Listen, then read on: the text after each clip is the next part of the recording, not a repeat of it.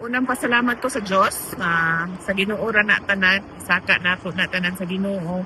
Pangalawang pasalamat ko ay sa mga abogado na nagtulong-tulong para questionin yung pag-abuso ng proseso ng impeachment ng House of Representatives. At pangatlo ay yung pasalamat ko sa lahat ng mga kababayan na patuloy na naniniwala at nagtitiwala sa akin.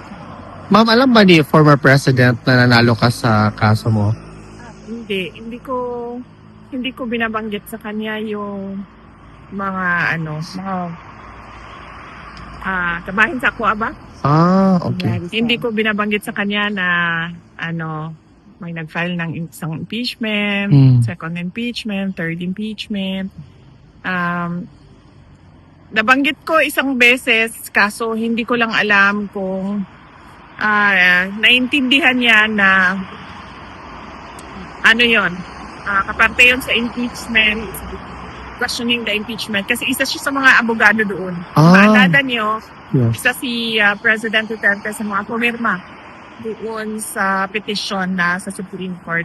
Noon, matagal na yun, nabanggit ko. Kanina, hindi ko na binanggit sa kanya yung denial ng motion for reconsideration doon sa kaso dahil ayoko na pag-usapan yung impeachment. Okay.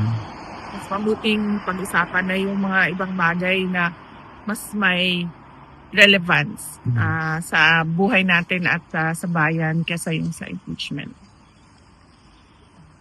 Hindi na lang siguro ako magtanong, ma'am, kasi may follow-up sana ako sa impeachment. Hindi ko binanggit sa kanya. Okay. How about, ma'am, knowing that dismiss with finality naman yung motion for reconsideration, are you prepared for the seemingly obvious effort of your detractors come after February 6 to file another impeachment complaint against you? Yes.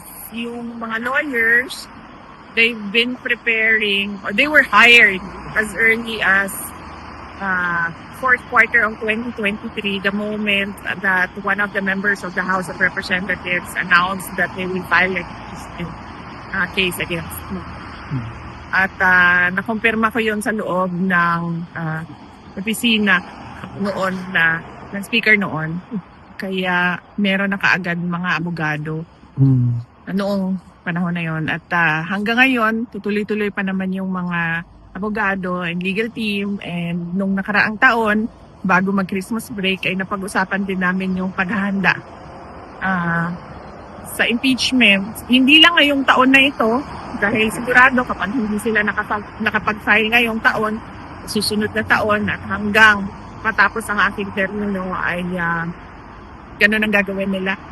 Makapal sila ng kaso, impeachment man hindi. Okay. Ma'am, may mga question ba kayo, guys? Wala na ba? Walang question?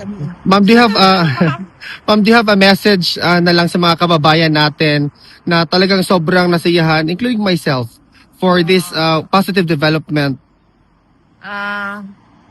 Hinay-hinay lang sa celebration. Don't drink and drive, mga kababayan.